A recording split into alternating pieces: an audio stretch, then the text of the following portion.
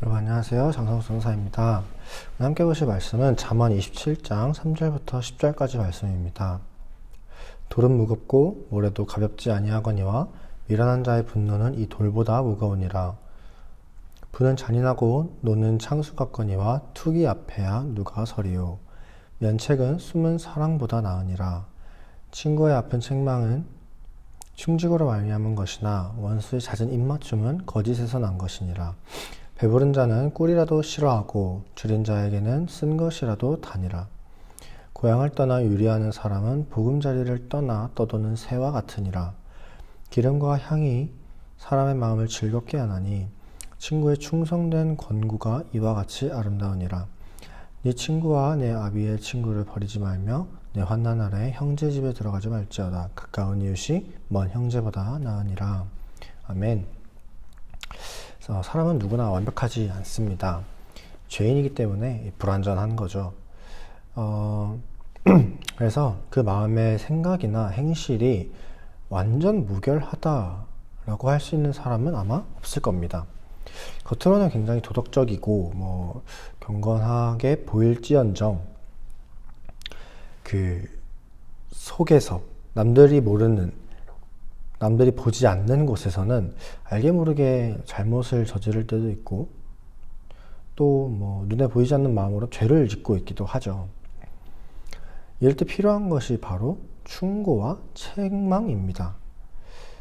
오늘 저희가 함께 본 이 잠언 27장은 이러한 충고와 책망에 대해서 얘기를 해주고 있는데 조금 특이한 점이 있다면 이러한 충고를 하기에 가장 적합한 자를 뭔가 가족이나 그런 사람들이 아니라 친구라고 말하고 있어요. 보통 충고나 책망은 나보다 더 위에 있는 사람이나 나에게 충고를 하기 마땅한 위치에 있는 사람에게 듣기 마련이죠. 그렇죠? 특히 직장 상사나 아니면 가족, 엄마, 아빠나 이런 분들한테 듣기 마련인데 이 잠언의 기자는 나와 어쩜 동등한 위치에 있는 이 친구를 말하고 있습니다. 이게 좀 특이한 점이에요. 친구가 충고하기에 적합하다라는 겁니다. 나에게 충고해줄 존재로서 부모나 직장 상사나 그런 사람들이 아니라 친구가 가장 적합하다라는 겁니다. 꼭 동갑인 친구뿐만 아니라 평소 나와 가까이 지내는 그런 지인들을 얘기하는 거예요. 왜 그럴까?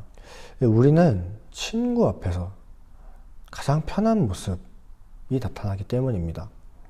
그래서 어쩌면 친구는 나의 단점들을 가장 잘 알고 있는 존재입니다. 물론 요즘에는 친구라고 해서 내 모습을 다 보여주진 않지만 그냥 일반적으로 친구라 하면 가장 가까이 지내면서 소통도 잘 하고 그런 존재를 친구라고 하니까요. 그런 존재 앞에서 우리는 정말 내 모습을 숨김없이 나타낼 때가 많죠. 그래서 친구라는 존재는 내 단점들, 내 안 좋은 점들까지도 잘 알고 있는 그런 존재예요. 때로는 가족보다 더 가까운 존재가 되기도 하죠. 그래서 친구는 나와 가장 가까운 존재이지만 제3자의 눈으로 나를 볼 때 나를 어쩌면 가장 객관적으로 바라봐 줄 수 있는 그런 존재이기도 합니다. 그래서 친구는 나를 향해서 가장 적합한 솔루션, 충고와 책망을 해줄 수가 있어요. 그런데 우리가 친구한테 충고를 듣고 싶어 할까요? 저도 사실 친구한테 뭔가 얘기를 듣는다는 건 별로 달갑진 않아요. 오히려 친구가 나한테 그런 얘기를 한다. 그러면 기분이 약간 상하죠. 그러니까 너가 뭔데 나한테 충고를 하느냐, 너가 나에 대해서 뭘 안다고 날 책망하느냐, 이런 마음이 우리는 들 때가 참 많습니다. 근데 하지만 오늘 6절 말씀을 보시면 친구의 아픈 책망은 충직으로 말미암은 것이나 원수의 잦은 입맞춤은 거짓에서 난 것이라. 이 충직이라는 말은요, 히브리어 원어로 볼 때, 원어적인 의미로 볼 때, 서포트 해주는 그런 의미가 있어요. 서포트 의미가 있어요. 그러니까 지원하는 의미가 있는 거죠. 그러니까 친구의 책망은 널 지원하는 마음에서, 널 사랑하는 마음에서 나오는 것이지만, 원수의 잦은 입맞춤 자체는 굉장히 우리한테 나쁠 게 없는 거죠. 그렇지만 원수의 입맞춤이라는 거는 그 입맞춤이 아무리 우리에게 좋고 듣기 좋고 뭐 눈에 보이기 좋고 뭐 그래 보일지언정 이게 다 거짓이라는 거예요. 좋을 게 없다는 거죠. 친구의 아픈 책망이 훨씬 더 우리에게 유익한 겁니다. 그리고 이런 친구의 책망은 기름과 향이 사람의 마음을 즐겁게 하는 것처럼 우리 길 가다가 뭔가 빵집 앞을 지나고 뭔가 분식집 앞을 지나면 기분이 좋잖아요. 그렇죠? 그래서 그런 좋은 향기를 맡아도 기분 좋아지는 것처럼 친구의 충고와 책망은 이와 같이 아름답고 좋은 것이다 라고 이 잠언의 기자는 얘기를 하는 거예요. 왜냐하면 거기엔 친구를 향한 서포트하는 마음이 있기 때문이죠. 17절 말씀 보시면 철이 철을 날카롭게 하는 것 같이 사람이 그의 친구의 얼굴을 빛나게 한다라고 말하고 있어요.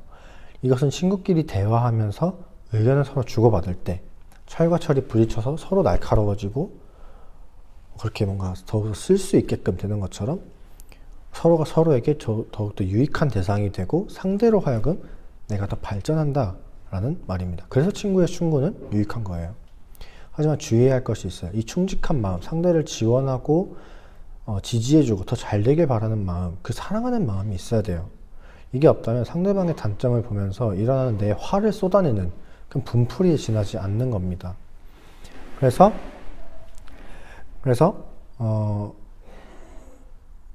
대화를 하다 보면 감정이 그냥 격해질 수도 있어요. 그래서 어느 순간 그냥 내가 화를 내고 있을 수도 있죠. 그래서 19절 말씀은 이렇게 얘기해요. 물에 비치면 얼굴이 서로 같은 것 같이 사람의 마음도 서로 비치느니라. 우리의 마음은 상대방에게 다 비칩니다. 우리가 사랑으로 상대방에게 충고를 하는지 그냥 화를 내고 있는지 다 비쳐요. 그렇기 때문에 우리는 충고를 하고 대화를 할 때 대화를 하면서도 계속해서 내 마음이 상대방을 사랑하고 있는가, 정말 지원하고 지지하는 마음에서 충고와 책망을 하고 있는가 계속 체크를 하셔야 됩니다. 이렇게 나에게 하는 친구의 충고를 기쁘게 받아들이고 또 나도 친구를 향해서 지원하는 마음, 사랑의 마음으로 충고하는 이런 서로 유익한 관계 속에서 신앙의 성장이 있는 여러분이 되시기를 바랍니다. 그래서 오늘 함께 기도하셨으면 좋겠는 것은 친구의 충고를 기쁘게 받아들이고 내 삶에 적용할 수 있도록 기도하셨으면 좋겠고요.